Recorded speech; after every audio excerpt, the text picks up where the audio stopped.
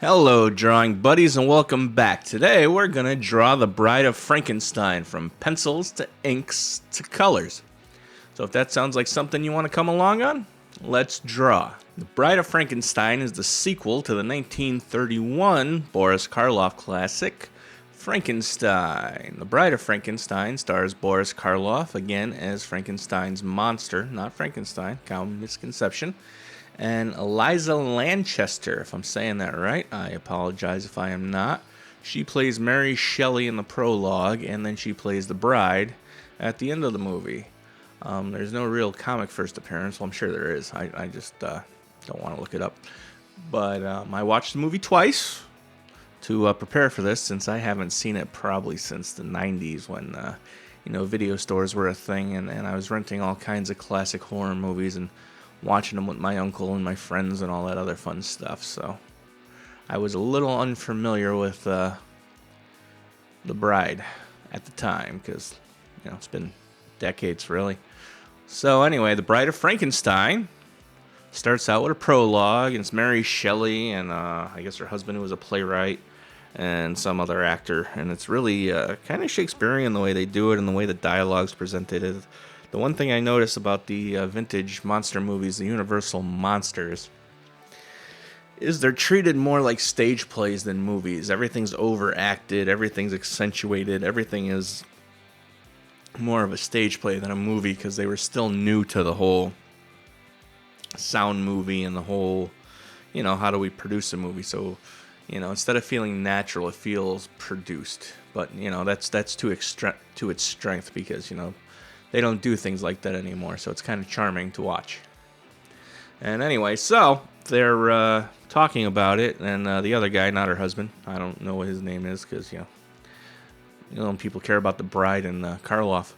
So he's like, "It's a shame you killed your monster off so abruptly, and there's no kinds of sequels or anything like that." She goes, "Oh, that's not how it ended."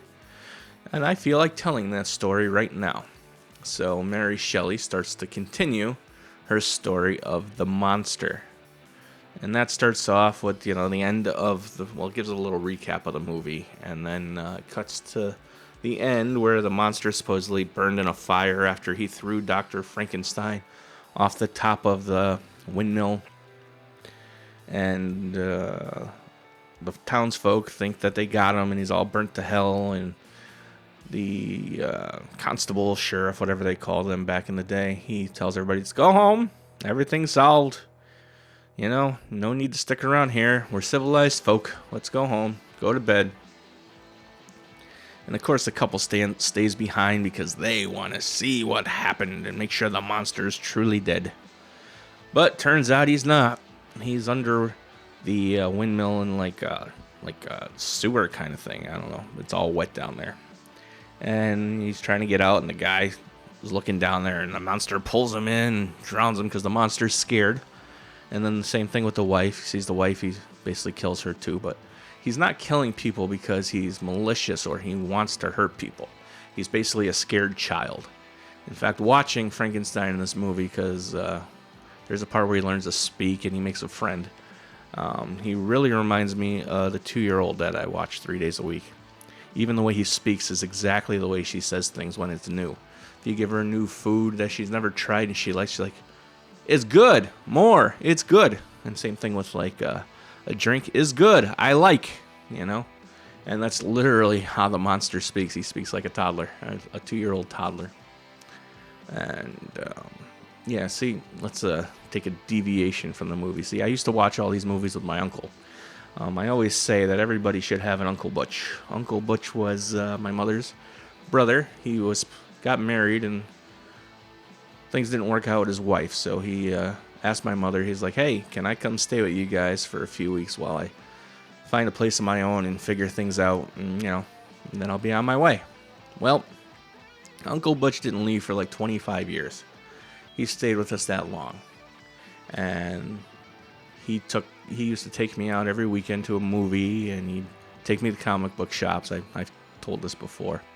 But he really liked horror movies. In fact, the movie that got me into comics and him was The Lost Boys, a vampire movie from the 80s. If you haven't seen it, check it out. And video stores were obviously a big thing back then, so We would go to the video stores and we would rent movies. We would rent classics like The Bride of Frankenstein, Dracula, Creature from the Black Lagoon, Werewolf, all the classic vintage Universal monsters who are going to start falling into public domain soon. So in a few years, you'll be able to do Boris Karloff's version of Frankenstein and Elijah Lanchester's version of the Bride and use their looks, the bolts in the neck, the square heads. So that's where I learned all this stuff. And we'll talk about Uncle Butch a little later. But let's get back to Frankenstein. Well, the Bride of Frankenstein. So the monster's scared. He's running through the woods. And, of course, people run into him. And they scare him off. He fights them. And eventually he comes across a cabin where there's a blind old man playing music. And Frankenstein just kind of comes into the man's house. He's invited in. And the man is kind. And he can't see that Frankenstein's monster looks like a monster. And he realizes he's mute and he's scared. And he starts to teach him how to speak. And he introduces him to wine and teach him to drink. He teaches him to smoke. Because back then, smoking was considered good for you. Go figure. They didn't really know what we know today about it. And he starts to call the monster friend. And the monster calls him friend. And they're both happy. And they're living a good time in this cabin, and it's all good, and they're eating, drinking. The monster loves music.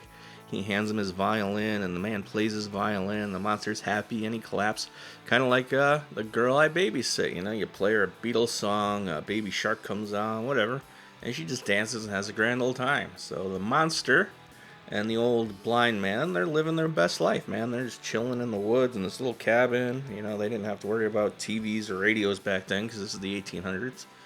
And, life is good for like a day. Probably not even. And of course, two strangers show up at the house who were looking for the monster. And they got lost. And they realized, oh, it's the monster. We have to kill the monster. So the monster defends himself. He lights the old man's house on fire inadvertently. Everybody escapes. Thankfully, the old guy doesn't die. I wasn't paying attention when I first watched the movie, so I thought he did. That made me a little sad. But he doesn't. And so the monster's on the rampage again. And everybody's hunting him down. And back to Uncle Butch. We used to rent these movies. And he also would take friends sometimes. And, me being a kid, I'd have friends sleep over. And things that Uncle Butch would do, people would be kind of leery of these days. Not that it was inappropriate or anything like that. He just liked to scare people. He was Uncle Butch. Like my friend, we'll call my friend Jason.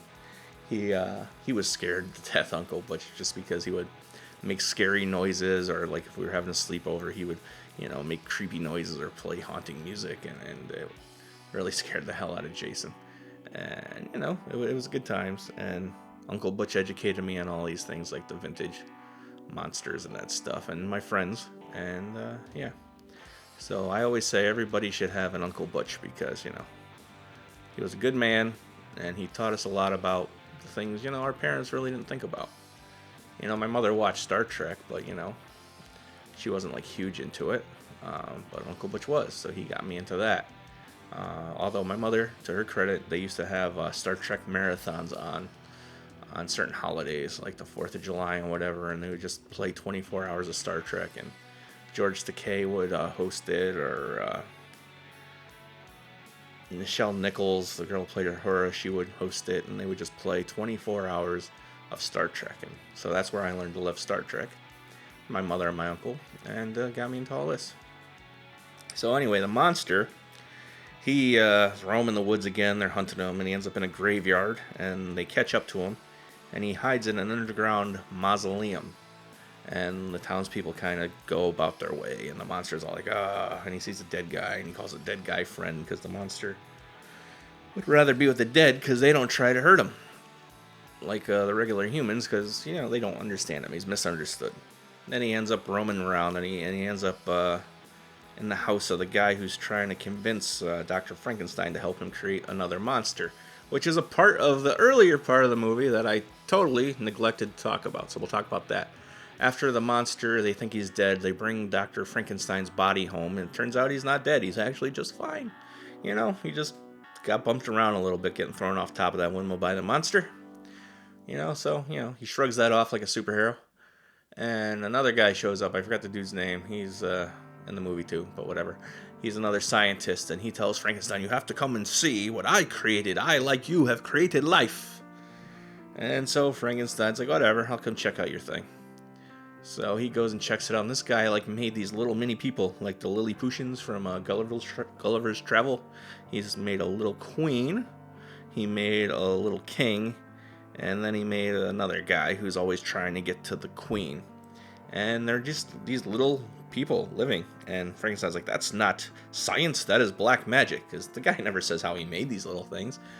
They're obviously not made out of dead bodies and reanimated. It's like some grown in a petri dish kind of thing. But, again, they don't explain it. So he says that they should create another monster together with his skills of alchemy or whatever the hell he made those little things with.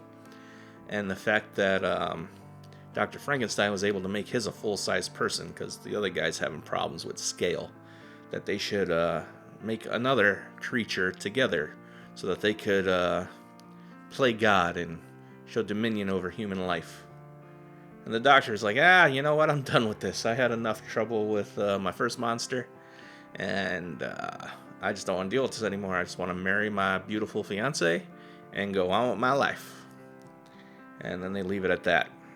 So catching back up to where we left off with the monster in the underground mausoleum, he runs into that other scientist guy, and that guy is looking for a body to build his monster, who is going to be a woman. And they just pulled the body out, and there's a little funny scene with his henchmen, who are, I guess they're murderers, and he kept them out of jail, and he uses them for his bidding. He pays them nothing except for the excuse that he won't send them back to jail. Look, we're done with the pencils. It's time to get on with the inks. As you can see, the pencils went pretty quick on this one. I was rambling so much. I got the longest single takes ever on this one, which is a new record from the last video. And, the inks go really quick on her, too. I should mention that a couple weeks ago, I think I mentioned this in the last video, I watched a documentary on Mike Mignola. And clearly I don't draw anything like Mike Mignola, and I never will be able to. Just his simplicity and his mastery of shape and black and how to tell a story with as little as possible. It's mind-blowing, and it's not something I'll ever be able to do. I did talk about him in one of the earlier videos, and how, while I may not be able to draw like him, I can incorporate things that he does, like the background on this one. It's sort of Mignola-ish without being Mignola-ish, where you use the shapes of the background to draw you to the parts of the picture that you want the person to see. So I did a lot of that on this one. I did draw a bride face that's kind of in the style of Mike Mignola, but I didn't record it, and I'm not going to put it here. And I also, I've had the idea for a long time to kind of do the Universal Monsters punk rock style.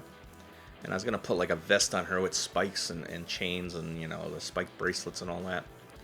But I didn't like the way it covered up most of her body, because we're going for a little bit of a sexy bride here. I also realized I probably should have put some scars on her from the surgery to build her, but I'll probably add those later because I'm going to make prints of these to take with me to a Comic-Con next week. So I'm also going to do Frankenstein, as a punk rocker, and I'm going to do the werewolf, the mummy, creature from the Black Lagoon. I've been wanting to draw the monsters for a long time, the Universal monsters, and I figured punking them out would be a fun way to do it. And what better way to start than with the bride? And I actually hope I have time to finish talking about the movie in this one. It's not that long. I think the video is a half hour. And so we'll get back to the movie. So back to the movie. So he ends up with the other scientist who made the little Lilliputian guys I just talked about. And he's finishing up his work on the body of the bride. He made a brain. He got the body ready. He just needs Frankenstein's expertise on how to reanimate it. And they need a heart, but Frankenstein doesn't want anything to do with it. So he shows up at Frankenstein's place with the monster, and they kidnap his fiancée and say, "You help me, or, we mess up your fiancée, and you don't live happily ever after." So Frankenstein obviously agrees to help under duress, and they're working him like a dog. They're tiring him out, and he gets a heart to work, but it doesn't work great, so they get another one where the murderer henchman actually kills somebody and steals it, but they don't tell Frankenstein that, because Frankenstein's against that. He's like, "I'm not going to help you if you hurt people." And they get the heart beaten, and then they basically get the bride. And they do the electricity thing. The monster wakes up, and the bride is awakened. But the bride finds the monster as scary as everybody else. And she doesn't speak, but she's scared and she screams. And she has the cool iconic hair with the white on the sides, which I was going to kind of do as lightning bolts, but I didn't like it. It looked too cheesy, so I just did it, as the gray as it is in the movie, except she has more of a outstretched beehive, and I brought it to a point because we're not trying to 100% copy the Universal monsters. We're just trying to get that vibe. And so it's recognizable as the bride. And, the bride's just as scared, and his girlfriend gets out, and they go up, and Frankenstein's all bummed out because he just wanted a friend. He didn't want like a slave or a mate. He just wants friends. He just wants a peaceful life with friends. And everybody betrays him, or everybody tries to kill him, or everybody sees him as a monster, where he's just a child, just a big, strong, scary child. So while drawing this picture, I do these on my iPad, and I screen recorded. I'm pretty sure I've mentioned that before. Using Clip Studio. Clip, if I'm ever big enough, throw me a sponsor. And it started doing weird things. You might see it every once in a while. I'll be drawing a line, and other lines will shoot out of the pencil tip, and then I gotta undo things, and it actually added time onto the drawing. And I just went to the Apple store, and they gave me a pencil tip to replace the one I had, and I finished up next week's drawing last night, and it actually made it worse. It was terrible.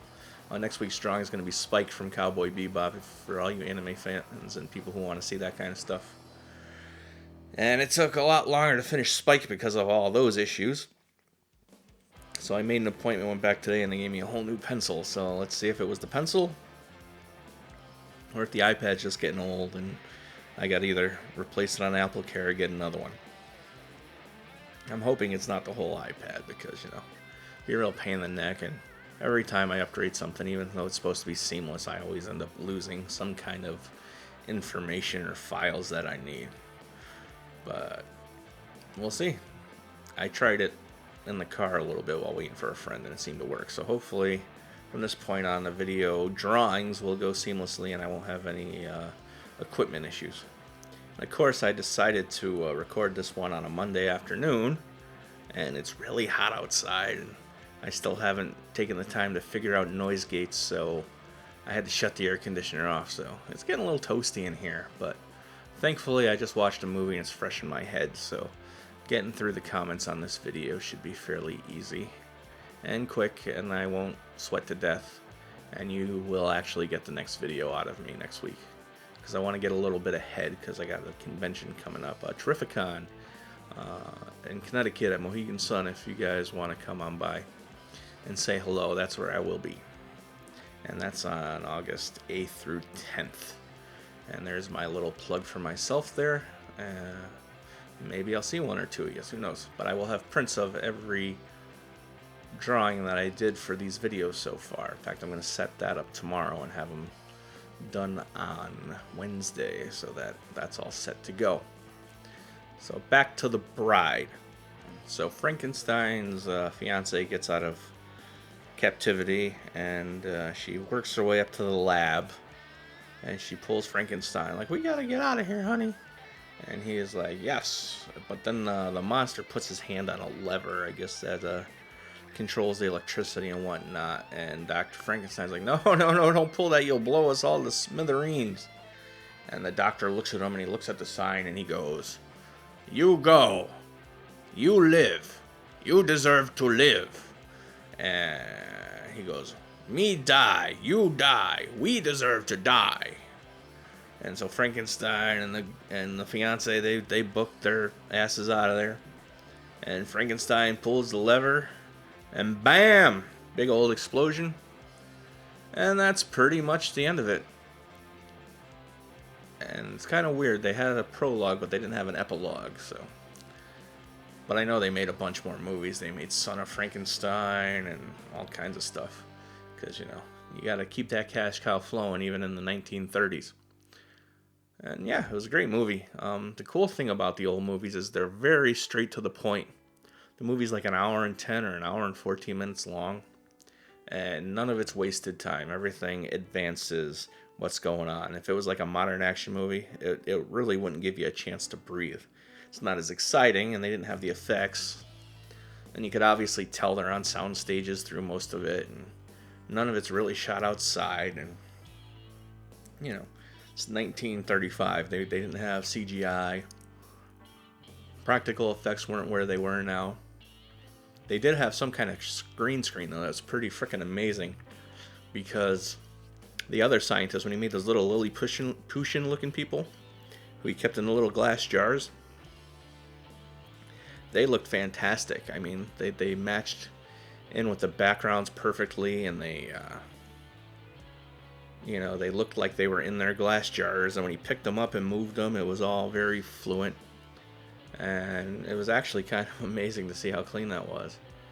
In fact, I watched a video where I guess Disney, for Mary Poppins, they had a green screen alternative, something about phosphorus, where they used a yellow light and this crystal, and it shot two plates at the same time through two cameras. The crystal pointed to the camera and shot it out, and it separated things better than any green screen could. Like, you could shoot lace, you could shoot green, you could shoot colors, you could shoot movement, and none of it really got lost in the translation, and you didn't need really advanced computer machine learning to keep the parts that you want to keep and separate the parts you don't want. But I guess that technology was lost for a long time. And recently, I forgot what YouTube channel, but they do the special effects, and they try to copy other movies, or improve on other movies, or they try to do their own things with new technology.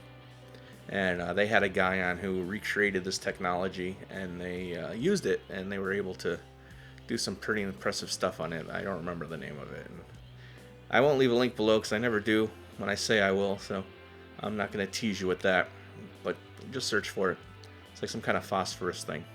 So I wonder if they were using something like that, for the Bride of Frankenstein and whatnot, because one of the things that he made, the little people, was a ballerina, and she had the lace skirt on and everything, and you didn't lose any of it to the green screen, so it was really cool. I didn't look up Mary Shelley for this video, which I really should have, but I know she wrote Frankenstein, I think, when she was 19 years old, and she was staying with some other people, and it was a stormy night, and they were all writers or other writers, and the thing that she created was Frankenstein. Probably the most famous thing to come out of that time. She created a whole genre just on a whim while staying with some friends, and 18, whenever the hell it was. And I don't know if The Bride appeared in any books, or how many books like Mary Shelley wrote as sequels of Frankenstein, if any. I don't feel like looking that up right now, because I have limited time in these videos, and I think I'll talk more about Mary Shelley. I'll get more into her history when I do the Frankenstein video, which will probably be sooner than later, because I really enjoyed this one. So I hope you guys like Universal Monsters. I mean, I'll still do comic characters and anime characters. Like I said, next week's going to be an anime character. But, I also want to do these Universal Monsters, so my guilty pleasures are going to bleed into these videos. So unless you really hate this video and nobody watches it, then, I might rethink it. And I mean, I'll still do them, I just won't do them as often. So yeah, talk about pioneering women in the arts. Mary Shelley is right up there. She created a whole genre. A whole new genre of horror at 19 years old in the 1800s. So, good on her, man. I was watching that Mike Mignola documentary, and I was thinking about his art. And one of the things I remember was, I think it was for Mondo. Mondo, they do posters and cool stuff, and you can't get them. They sell out instantly, which is really depressing. But he did a Bride of Frankenstein poster for Mondo, and I looked it up, and it's actually fairly affordable for one of their posters. I think it's under $200. Oh, hold on. We're done with the inks, and now it's time to color.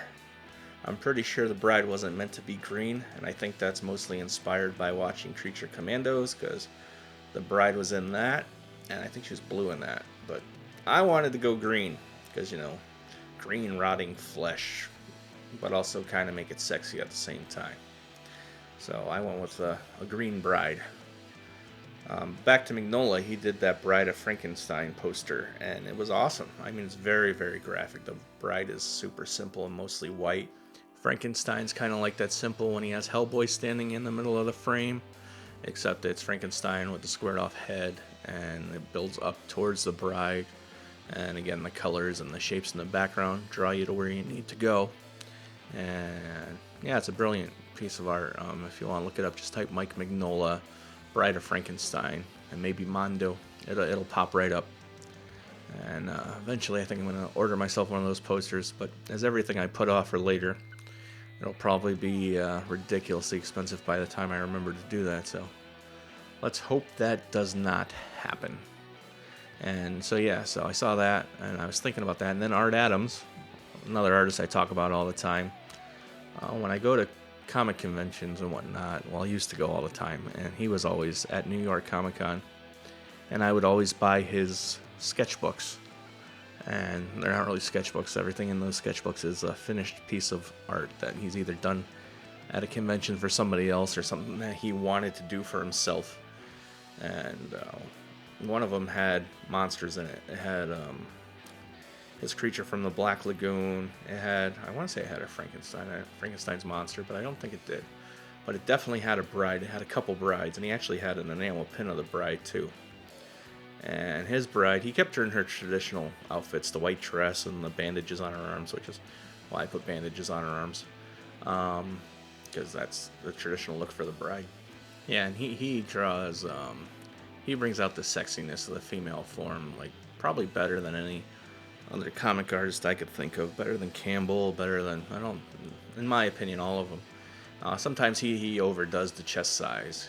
I mean, he makes some large breasts on some women. In fact, the bride here, this is large breasts for me. I usually draw them much smaller. I draw them more to fit the form than as an in-your-face kind of thing, but I figure with the bandages and everything that, you needed to be able to see what she was rocking. So we did that. Hope that's not a sexist thing to say, but I'm going to leave it in here anyway, because, I'm not perfect. I did have a few friends tell me, though, that if I want to get the views, I need to draw the women characters with giant breasts and really over-exaggerate that part, but I've never drawn like that, and it's not that I mind it, it's just not my style, and it's not my thing, so I'm probably not going to go down that road. I was watching an interview with one of the YouTube artists, very popular one, who shall remain unnamed because, I don't know the guy. And I'm not calling him out for anything. I mean, dude's a great artist. I used to watch his videos all the time. In fact, I'd probably still be watching them, but they don't pop up on my feed, so I just kind of forget. And he draws the big, voluptuous women all the time. And I think he rarely draws a guy. And one of the questions was, why are you always drawing women? And his answer was he just likes to. It's what he likes to do. It's his thing. And I'm thinking that it probably is. He probably does love to draw those things, and it's in his wheelhouse, and it's the style he perfected. But I also think he started that, and he perfected that because that's the videos that he did that got him the views, that got him noticed. And, why turn off the cash cow if you can't? See, right there. That was my iPad doing the weird line thing. It's driving me crazy. But yeah, so he gave in to the hate, and he jumped on that bandwagon, and he's great at it. And, he's getting hundreds of thousands of views per video, so I'm not going to take that away from him. And I wish I could do it the way he did, because I probably would, but it's just not my thing. Yeah, I'm going to do another drawing tonight, because Mondays is usually when I start my drawing, and sometimes I actually finish them. It just depends on how smooth it goes, because I just sort of make it all up as I go along. I don't start out with any reference. I just draw. And as you can see from my early sketchings in these videos that, I just go with it and make it up and hope for the best. And sometimes the penciling takes a long time because of that. In fact, in this one, you'll notice when the video started, it was just a head that was mostly this head and her lunging forward looking at you in her traditional dress. That's because I drew 3 of her before I settled on this one. See, look, that green line right there. That was a part of the pencil breaking up on me. But that's not what we're talking about. So, yeah. So I drew her 3 times. One, I drew a side shot of her, and she does have the vest on, and she's extra punk rocked out. And it was good. I know it would have made a great video, but I didn't love it. And then I said, I'll just draw more traditional, her more Mike Mignola style. So her just kind of standing there looking all gothic and creepy. And I didn't love that either, but I liked the head. So I'm like, all right, let's do this again. So that's when you notice I took the head, which I did that cheat thing, which I don't like. People, when you set the drawing program, so you draw one side and it automatically draws the other side.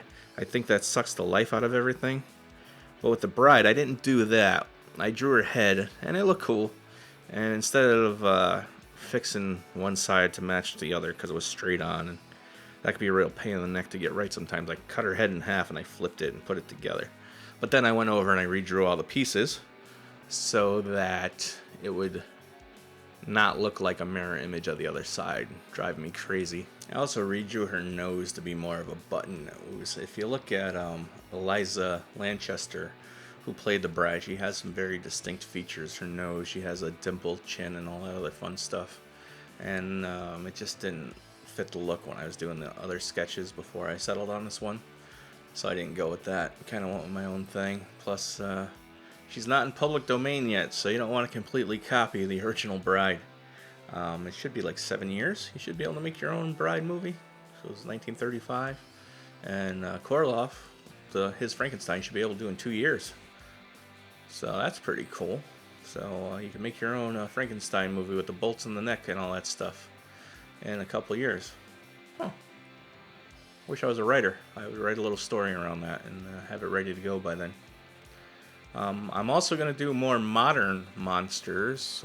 I'm not going to, like I said, they'll be like one a month, maybe one every 2 months. But I'll do like Freddy Krueger, because that's another movie Uncle Butch took me to when I was like 9 years old and shouldn't have been watching that stuff. We went to all the Friday the 13th movies, and we rented the ones that even I was too young to see at the time because they were already out of the theaters. But like I've seen movies like Chud in the theater, even though I don't think those would make a good drawing. And Texas Chainsaw Massacre 2, I remember renting that one when I was probably too young to watch it. But I don't really watch horror movies now. The thing with Uncle Butch and watching all that stuff when I was a kid is I'm kind of desensitized to them now. And all the tropes, you know, they're the same as they were back in the 80s. And it's just not something I've gotten back into in modern times. Although if I'm going to be drawing these monsters, I'm obviously going to have to rewatch the original Frankenstein and Boris Karloff's Dracula, because he's going to be a video. They might not look like them photorealistically, but they'll have that DNA in them. So that's what I'm going to go for. Like I said, most of them are going to get punk rocked up. So I hope you enjoyed coming along with me for this journey into the Bride of Frankenstein. And if you have any suggestions for horror monsters and horror creatures, let me know. And thanks for coming along for the draw. Like, subscribe, and all that stuff. And I'll see you next week.